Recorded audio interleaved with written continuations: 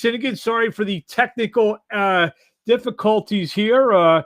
So where were we? So we were talking about how you started and what you did during the pandemic. So you were able to work on a lot of like you said, you're trying to get better every day. Yeah, trying to get better every day. My dad pushes me no matter what, which is Pop, my manager. And then I got Candyman, who's been around the sport, was a professional boxer, and knows who to put in front of me and put around me to make me excel as a boxer and get better at the stuff if I'm lacking or anything. So I love my team. I got Garrett Wilson as my strength and conditioning coach, and Bilal is my secondary coach. So my team is just a bunch of knowledge, and every single day I'm just soaking it up. Like you said, what's it like? You have a guy like Garrett Wilson who's been a mainstay here in Philly for a long time and fought big fights, beaten a lot of good guys over the years. The knowledge that he can pass on, the recent knowledge. Having Garrett around, if you ask anyone, for the most part, you don't see me without him, especially when we're if you see me in the gym, strength and conditioning gym, LA, Planet, or you see me in the boxing gym, you don't see me without Garrett. Garrett is my right hand man, as in like we are more than just strength and conditioning. He's more than just my strength and conditioning coach. That's actually like one of my closest friends, and I he gives me knowledge all the time about boxing, and he knows what He tells me, what it is to become a big pro, and he lets me know I have it. I know we won't see it this Saturday because of the COVID restrictions, but when Benny Sinakin fights, there's a ton of Jewish Bulldog T-shirts in the crowd. Obviously, not as many will be able to come out this Saturday night. But what's it mean to you when we get back to normal times to have that kind of support? Um, I mean, to your answer is, who knows? We might still have a lot of Bulldog shirts out there. We're still in my hometown. I'm literally 3 blocks away. I'm fighting in South Philly. I grew up around here. We're most likely still going to see a lot of Yeah, Bulldog you shirts. see a lot of them, but maybe not as many, probably, but probably a lot of them. No. But it's going to be a lot still. Oh, it might not be at where it usually is at, but it's still going to be a lot because the Bulldog people come out. But it's bully gang. What's that mean to you so early in your career, just 6 fights, you're 23 years old, to already have that fan base and obviously you have a lot of time to even build it up even more. What's it like to you to, as you first start out as a pro, knowing that you have that kind of support? It feels great is because I had to work to get here, like hard, is because in the amateurs, I was a big boy. I didn't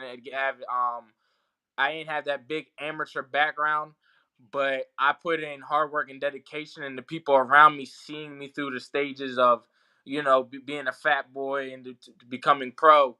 They saw how much I really wanted it, and then once they did, I did get to show them what I have. The word got around, and from North Philly to South Philly, everyone loves me. So, It's a great feeling. I didn't know that. So, I mean, were you basically heading or maybe were a heavyweight at some point in the amateurs or? In the heaviest I weighed in the amateurs was 288. Oh, wow. So Yeah, you I, so, I so you dropped 100 over 100 pounds. dropped over 100 pounds. I made my mind up. My team told me that this is what I got to do if I want to be pro. They said I got a pro style in the amateurs, but if I want to do it, I got to be serious about it. And I made my mind up. I was in my last amateur fight, and I walked out the ring, and I told them I don't want to be an amateur no more. I'm ready to go pro. And they was For like, all right, I like it. for all those people out there, and we obviously we have people who all over the world, trying to lose weight, whether it's 20, 40, 113 pounds and whatnot. Beside the boxing training, what was maybe the key to that? To you Running. drop what running and running? dieting. If you don't, if it like you have to do both of them. Well, you really gotta do 3 things. You gotta train, running, and boxing. But you ain't gonna lose nothing if you're dieting and your running ain't up to par. If neither one of them are up to par, then you're gonna have a hard time coming down. Well, I had no problem with the running, except that usually I run right to the refrigerator, so that's the extent of my running. So again, well, before we let you go, this fight is for those who can't be there. It's gonna be on BXNG. You can go there, bxng.tv. Or actually BXN, my fault, BXN. I'm going to put the link up right now. BXNG TV.com. You can order the fight. For fans around the world, I know there's not much boxing going on Saturday night, so there's you can't do anything but order this fight if you're a big boxing fan, and maybe you can get introduced to the Jewish Bulldog, South Philly's Jewish Bulldog, There we go. There we go. Benny Sinakin, or as he just said, South Philly, North Philly, West Philly, Center City. He's got fans from all over the city. Anything you want to say to the fans in closing before we see you on Saturday night? I appreciate everyone that's gonna tune into the fight, and I'm gonna put on the show like I normally do. There you have it. The Jewish Bulldog. Where do we find you on social media? You can find me on Instagram at BulldogBenny18, and you can find me on Facebook at Benjamin Sinakin. And then I also have a fan page, which is if you type in Bulldog Benny, it should pop up.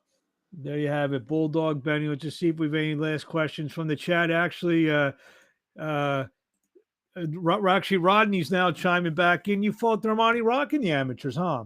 Yes, I fought Damani Rock. At that time, I was weighing 266. I fought Damani Rock. And how'd that fight go? I lost, but I showed everyone right there that I'm not someone to to walk by, because no one wanted to even weigh in or fight in the Golden Gloves that year. And I remember there was people going all the way down to cruiserweight to get away from fighting him and have a better chance. Yeah, and he's 6'7". You're 5'11", so you hung in there. Yeah, I mean, it was a lot of head movement, a lot of head movement, but that was just a learning experience. That's why my team also let me know that I had to make my mind up, and if I wanted to be pro, you don't want to be fighting no giants no more. We know you could do it, but let's put you in the best possible thing for you, which is I'm a monster at 175.